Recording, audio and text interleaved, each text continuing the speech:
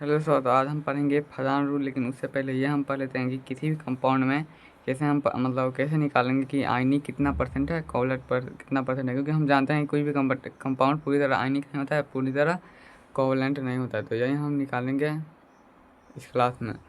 तो सबसे पहले यहाँ पे आगे है क्या है, यही है कि कोई भी कंपाउंड 100% कोवलेंट नहीं होता। कोई भी इसमें दिया है निकालने के लिए। Ortho HCl is a covalent compound with bond length 1.34 angstrom and change is a 4.8 × 10⁻10 ESU। ESU हमने पीछे बताया था क्या है, एंड इसे पिछले क्लास में इट्स एक्सपेरिमेंटल डायलोप is a 0.8 D calculate percentage ionic character in it. तो आयनिक करेक्टर निकालने का क्या है, परसेंटेज आयनिक करेक्टर निकालने के लिए म्यू ई गुने पेरीमेंटल बटाए म्यू थ्योरेटिकल गुने 100। तो म्यू थ्योरेटिकल कितना है, म्यू थ्योरेटिकल बराबर होता है Q/D। तो यहाँ पे एक्सपेरिमेंटल म्यू गुने एक्सपेरिमेंटल यहाँ पे दे दिया है। परसेंटेज तो हमें पता ही है 100 लगेगा। म्यू हमें थ्योरेटिकल पहले निकालेंगे। थ्योरेटिकल निकालने के लिए क्या है, यहाँ पे 4.8 है, मतलब चार्ज दे दिया है हमें 4.8 × 10⁻−10 ESU गुने 1 यहाँ पे 1.39 × 10⁻−10 मीटर ये हो जाएगा।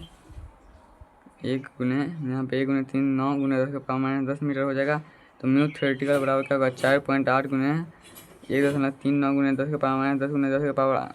10⁻10 तो इसे हम जब हल करेंगे तो म्यू थ्योरेटिकल आएगा 4.8 गुने, मतलब यहाँ पे आएगा 10⁻−10 ESU -18 ESU -18 ESU को क्या कहते हैं 1D। तो वही हो जाएगा 4.8 गुने 1.34 D। तो परसेंटेज आने करेक्टर क्या होगा, यहाँ पे फिक्स कर देंगे तो यहाँ पे हो जाएगा 67.7%। अब कोवलेंट कंपाउंड कहेगा कि कोवलेंट कितना परसेंटेज है। कोवलेंट करने के लिए क्या करेंगे, हाँ आयनिक में 100 में से आयनिक हटा देंगे तो कोवलेंट हो जाएगा। तो कोवलेंट क्या होगा 84%। और नोट क्या है, डिपोल मतलब यही है कोवलेंट कंपाउंड या आयनिक कंपाउंड दोनों करेक्टर दर्शाता है। तो अब मुख्य जो इस क्लास का है वो है फजान रूल। तो क्या है Fajans rule, Fajans rule given information about covalent charge in ionic compound but with जो फार्मूला, वही फार्मूला से हम आयनिक कंपाउंड मतलब कोई भी कंपाउंड पूरी तरह ये नहीं बताता है कि वो आयनिक है कंपाउंड। आयनिक कंपाउंड कैटायन और एनायन से बनता है। कैटायन क्या है Na+ और एनायन क्या है Cl-। तो कैटायन और एनायन से बनता है तो NaCl इन आयनिक कंपाउंड। कैटायन और एनायन से बनता है उसे कहते हैं कोवलेंट कंपाउंड। तो यहाँ पे आगे दिया है, जैसे हम देखेंगे तो Na इस प्रकार होता है और Cl इस प्रकार होता है। यहाँ पे क्या होता है, इलेक्ट्रॉन का बादल होता है जिसे हम कहते हैं इलेक्ट्रॉन क्लाउड। यहाँ पे प्रोटॉन के आसपास इलेक्ट्रॉन का क्लाउड होता है, मतलब इलेक्ट्रॉन ऐसे ऐसे चक्कर लगाता रहता है। तो हम इसे कहते हैं इलेक्ट्रॉन क्लाउड, मतलब इलेक्ट्रॉन वाला बादल।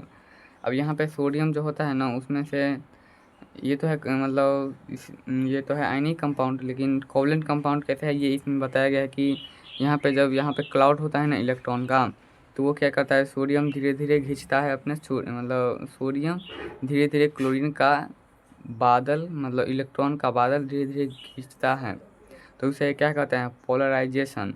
जब इलेक्ट्रॉन का क्लाउड धीरे धीरे सोडियम खींचता है उसे क्या कहते हैं, पोलराइजेशन। तो कुछ देर बाद हम देखते हैं कि कुछ जो क्लोरीन का जो इलेक्ट्रॉन था कुछ अब इस प्रकार चक्कर लगाने लगा, मतलब सोडियम जब खींच लिया थोड़ा खींचने लगा अपनी ओर, तो धीरे धीरे वह इस प्रकार अब चक्कर लगाने लगा। तो हम इसे कहते हैं डिस्टोर्टेड इलेक्ट्रॉन क्लाउड। डिस्टोर्टेड मतलब पहले अंदर में था तो कहते हैं क्या कहते थे इलेक्ट्रॉन क्लाउड, जब जो थोड़ा बाहर निकल गया सोडियम के कारण इसे कहते हैं डिस्टोर्टेड इलेक्ट्रॉन क्लाउड। तो क्या है फ्लेराइजेशन, सबसे पहले क्या कहते हैं फ्लेराइजेशन था the attraction of electron cloud of anion by cation now as a polarization. मतलब कैटायन को मतलब एनायन को कैटायन की ओर जाना, इलेक्ट्रॉन को क्लाउड को जाना है क्या कहते हैं पोलराइजेशन। पोलराइबिलिटी क्या है, the shifting of the electron cloud from anion to cation side now as a polarizability. तो ये जो थोड़ा थोड़ा चल गया तो उससे क्या कहते हैं पोलरेबिलिटी। यहाँ पे है कोवलेंट कैरेक्टर इन कंपाउंड या आयनिक कैरेक्टर। तो सबसे पहले देखो covalent character in ionic compound. तो सबसे पहले क्या है पोलराइजेशन पोलराइबिलिटी मतलब कोवलेंट कंपाउंड इसके प्रोपोर्शनल होता है। अगर पोलराइजेशन ज़्यादा है तो कोवलेंट कंपाउंड ज़्यादा होगा, पोलराइबिलिटी ज़्यादा है तो कोवलेंट कंपाउंड ज़्यादा होगा। अगर प्लस चार्ज ज़्यादा है तो कोवलेंट कंपाउंड ज़्यादा होगा। माइनस मतलब अगर स्मॉल साइज कैटायन है तो प्लस चार्ज ज़्यादा होगा, और स्मॉल साइज मतलब बिग साइज क्या है या लार्ज साइज एनायन है तो पर भी क्या होगा, कोवलेंट कंपाउंड कैरेक्टर ज़्यादा होगा। अल्फ़ा पार्टिकल वही है। इसमें अगर देखा जाए तो स्मॉल साइज कैटायन क्या होता है, ये कोवलेंट कंपाउंड के प्रोपोर्शनल होता है, उसके साथ ही पोलराइजेशन के भी प्रोपोर्शनल होता है। मतलब स्मॉल साइज का कैटायन जितना ज़्यादा होगा उसका कोवलेंट कंपाउंड उतना ज़्यादा होगा, पोलराइजेशन भी उतना ज़्यादा होगा। लार्ज साइज एटॉमिक जितना ज़्यादा होगा कोवलेंट कैरेक्टर भी उतना ज़्यादा होगा, पोलराइबिलिटी भी उतना ज़्यादा होगा। Produce your noble gas configuration. तो हम सबको एगो एग्जाम्पल लेंगे और सबको बनाएंगे। जैसे अगर देखा जाए यहाँ पे PsL5 और PsL3 में, तो इसमें हमें बताना है कि कौन मतलब चार्ज बताना है सबसे पी पे। तो इसे निकालने के लिए हम सिंपली इसमें कॉमन क्या है तो P कॉमन है, मतलब P है, P का निकालना है तो हम P को हम एक्स मान लेंगे। और क्लोरीन का चार्ज कितना होता है -1, कितना है -1, 5 है तो -5 बराबर 0 कर देंगे। ये न्यूट्रल हो गया, PCl5 क्या है एक न्यूट्रल कंपाउंड है तो बराबर में 0 हो गया। अगर यहीं पे लगा रहता PSL5 जो है वो -1 है तो आगे में -1 लिख देते, लेकिन 0 है तो 0 लगा देंगे सिंपली। x बराबर क्या हो जाएगा 5। इसे PCl3 में देखेंगे तो यहाँ पे x बराबर क्या होगा, क्लोरीन 3 गो है तो क्लोरीन पे एक माइनस चार्ज हो जाता है तो -3 चार्ज हो जाएगा बराबर 0। तो x बराबर क्या हो जाएगा 3। तो इसमें हम बता सकते हैं फास्फोरस पे +3 चार्ज है, और इस पर भी इस PCl5 में भी फास्फोरस पे +5 चार्ज, PCl3 में भी फास्फोरस पे +3 चार्ज है।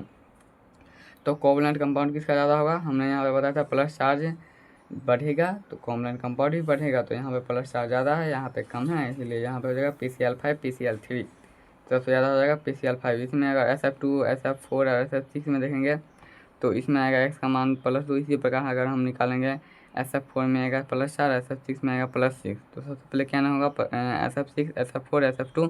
अगर हम आयनिक कैरेक्टर देखेंगे तो जस्ट इसके उल्टा हो जाएगा, मतलब SF2 पहले आएगा, SF4 उसके बाद, SF6 सबसे बाद में। इसी प्रकार हम देखें PBr3 और PBr5 में तो इसमें अगर हम फास्फोरस का देखेंगे तो +3 आएगा। इसमें भी PBr5 में x का मान मतलब फास्फोरस का आएगा +1। सबसे ज़्यादा वाला पहले होगा तो कोवलेंट ऑर्डर क्या हो जाएगा PB5 और PBr3। इसके बाद NO NO2 NO2 O3 N2O5 में क्या होगा, नाइट्रोजन का होता है तो 1 तो x हो जाएगा, प्लस ऑक्सीजन का कितना होता है -2 तो -2 उस पर जाएगा तो +2। तो सबसे पहले इसका हो गया 2। इसी प्रकार N2O में क्या होगा 2x और -2 तो 2 जाएगा उस पर 2, 2x बराबर 2 तो x का मान कितना आएगा 1। N2O3 में +3 आएगा, N2O5 में +5 आएगा। तो जिस पे ज़्यादा चार्ज है वो पहले आ जाएगा तो N2O5 N2O3 NO2O। इसी प्रकार हम देखेंगे CuCl में तो कॉपर को x मान लेंगे, क्लोरीन का उतना है -1 चार्ज तो x बराबर क्या हो जाएगा कि CuCl2 में तो x का बराबर 2 हो जाएगा। तो सबसे पहले CuCl2 होगा, फिर CuCl MnO और MnO2 MnO4 MnO4 +2। तो इसमें क्या उतना हो जाएगा Mn को हम x मान लेंगे, ऑक्सीजन का -2 होता है तो उस पर जाएगा तो +2 तो 2।